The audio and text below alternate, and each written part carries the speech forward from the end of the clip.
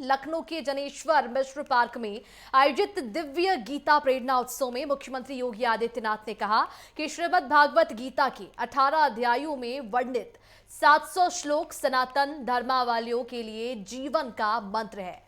हमने धर्म को मात्र उपासना विधि नहीं माना, ये तो अपनी आस्था के अनुसार तय होती है। वास्तव में धर्म हमारे यहाँ जीवन जीने की कला है और गीता हमें जीवन जीने की ही कला सिखाती है। हमने कभी भी अपनी श्रेष्ठता का डंका नहीं पीटा। जियो और जीने की अवधारणा भारत की धरती ने ही विश्व को दी। वसुदेव कुटुंबकम की प्रेरणा भी हमने ही दी।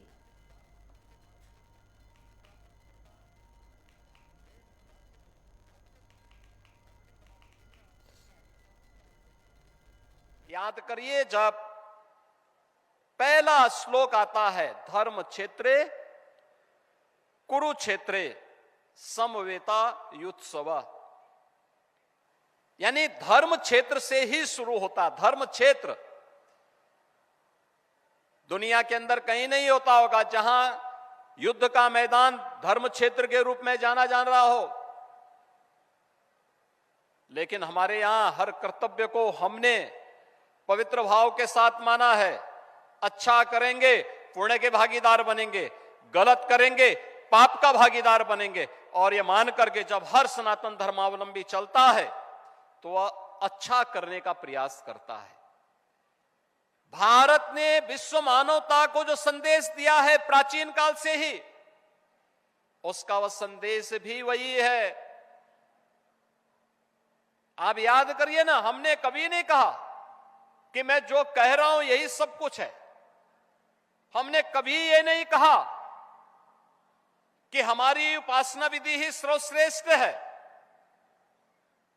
हमने सब कुछ होते हुए भी कभी भी अपनी श्रेष्ठता का डंका नहीं पीटा।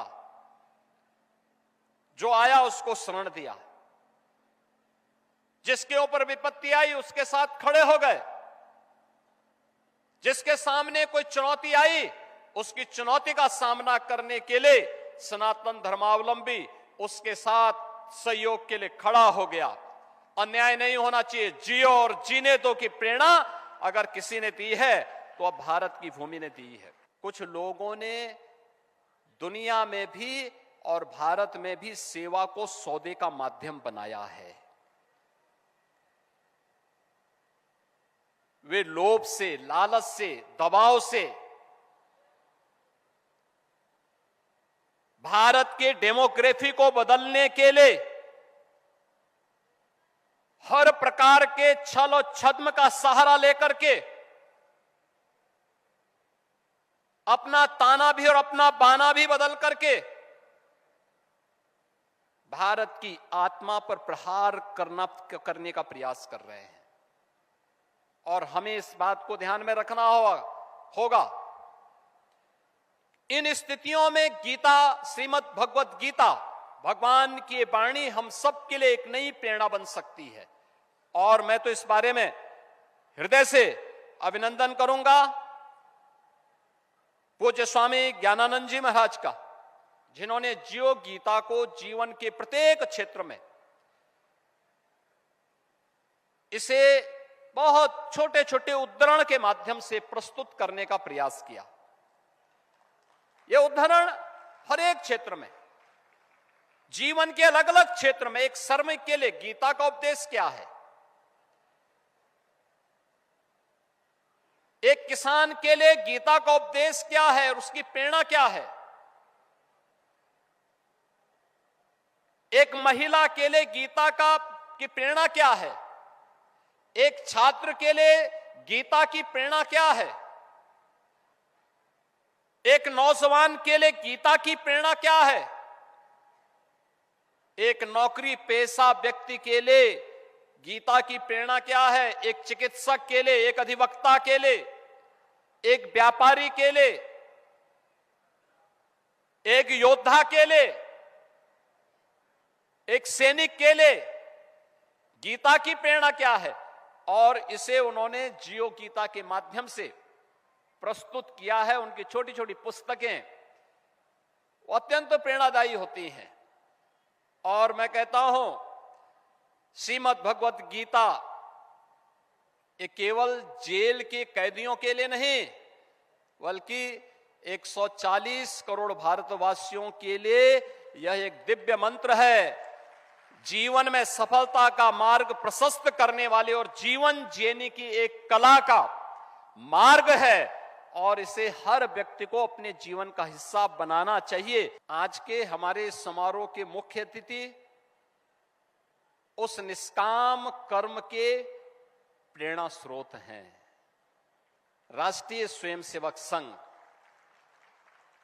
अपनी शताब्दी महोत्सव के कार्यक्रम के साथ जुड़ रहा है। दुनिया के लिए कौतूहल और आश्चर्य का विषय है।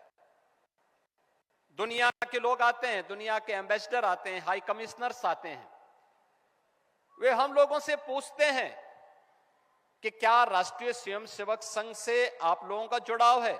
हम लोग कहते हैं हाँ, हम लोगों ने राष्ट्रीय स्वयंसेवक संघ में एक स्वयंसेवक के रूप में काम किया है।